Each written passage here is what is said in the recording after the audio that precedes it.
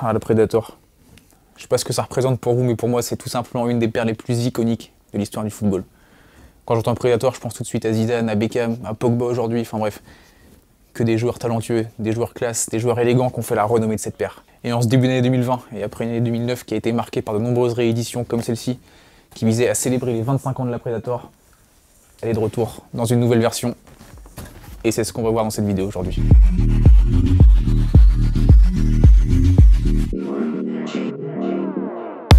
Vous êtes prêts?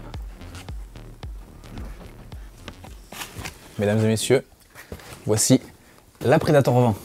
Donc à première vue, on la reconnaît très bien. Je veux dire, on reconnaît très bien la silhouette Predator. C'est grosso modo la même que l'ancienne Predator. On reconnaît vraiment ce col asymétrique et cette forme assez profilée, assez agressive. On va voir ensemble qu'il y a beaucoup de choses qui ont changé et que cette Predator, tout simplement, c'est un mélange entre héritage et modernité.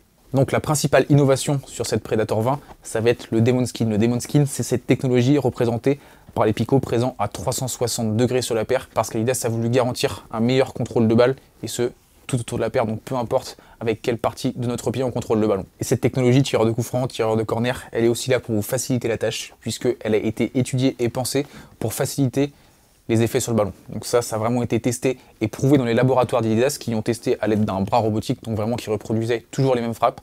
Elle a été testée, elle a été comparée aux chaussures de la marque Adidas et aux chaussures des autres marques, et c'est cette chaussure qui avait le plus d'influence sur la trajectoire du ballon.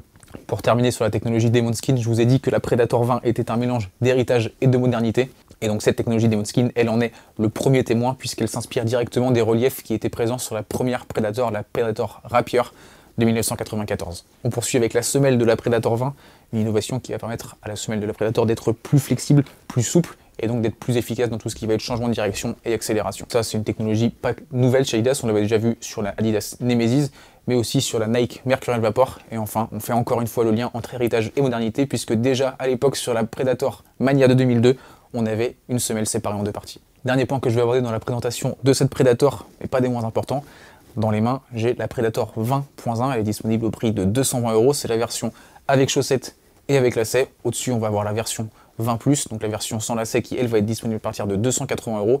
Et la petite nouveauté, grande nouveauté même je dirais, la Predator, elle est de retour après de nombreuses années dans une version basse, donc sans la chaussette et avec lacets, et elle sera aussi disponible au prix de 220 €. Pour conclure cette Predator, elle est de retour dans son coloris originel rouge, noir et blanc. Personnellement, je trouve qu'on ne peut que craquer pour une Predator de ce coloris-là, c'est vraiment mythique, iconique, et je trouve qu'elle est vraiment très réussie. Donc voilà, on arrive déjà à la fin de cette vidéo, j'espère que celle-ci vous a plu autant que j'ai apprécié cette nouvelle Predator.